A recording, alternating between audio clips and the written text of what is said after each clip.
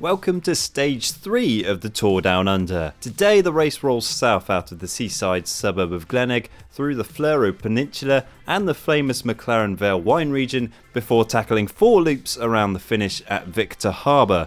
On paper, more of a Sagan day than a port day. However, the windy, potentially rainy conditions around Victor Harbour meant that there would be no chance for anyone to sit back and relax. Quick shout out to the GCN fan in the crowd there. Leave a comment below if you just spotted yourself. A breakaway managed to establish itself on a short drag not long after the official start. Thomas de Gent of Lotto Soudal made the initial move, with Jeremy Maison of FDJ, Clement Chevrier of Égypte Désert Le Mondial and Vegard Starke-Langen of UAE Abu Dhabi bridging over and forming the move of the day. The quartet established a steady rhythm over the first hour and had a lead of 4 minutes over the peloton by the time they began the only KOM of the day at Selix Hill.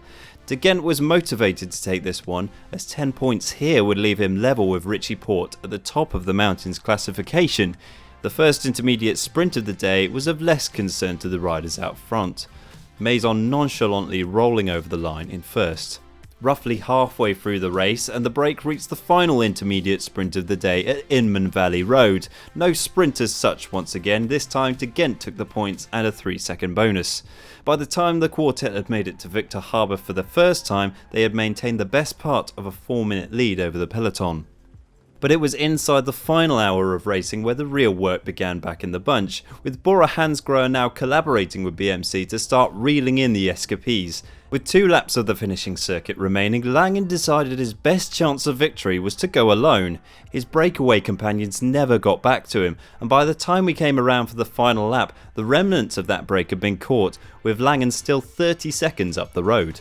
The lofty Norwegian has shown himself as a good time trialist in the past, but it would take a solo effort of Tony Martin proportions to hold off the eager peloton.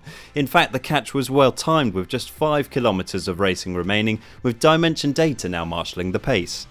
High speeds and twitchy riders often bear crashes, and we saw a nasty spill taking out, among others, Gorka Izagir, lying second in the overall standings.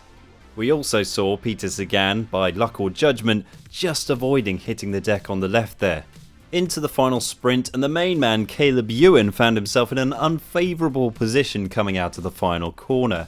However, he made the right decision in following Rudy Selig's wheel, while Sagan, safely back at the head of affairs, elected to take the long way round. Ewan took the slipstream for as long as he could before powering off the inside barrier to take his second victory of the race.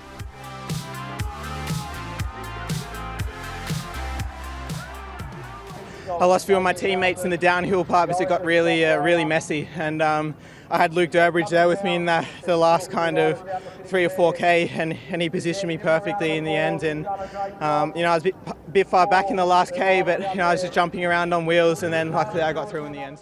A quick recap of today's top 3, with Nicolo Bonifacio rounding out the podium for Bahrain Merida. Meanwhile, there were no major changes at the sharp end of the general classification, Richie Porte just happy to get through another day unscathed, which is more than can be said for Izagir. The only consolation is that the crash came inside 3 kilometres, therefore he was awarded the same time as the bunch. However, we'll have to wait and see how those injuries will affect him the rest of the week. Join us again tomorrow for stage 4, which could see another Ewan vs Sagan showdown. Subscribe to GCN if you haven't already by clicking on the globe.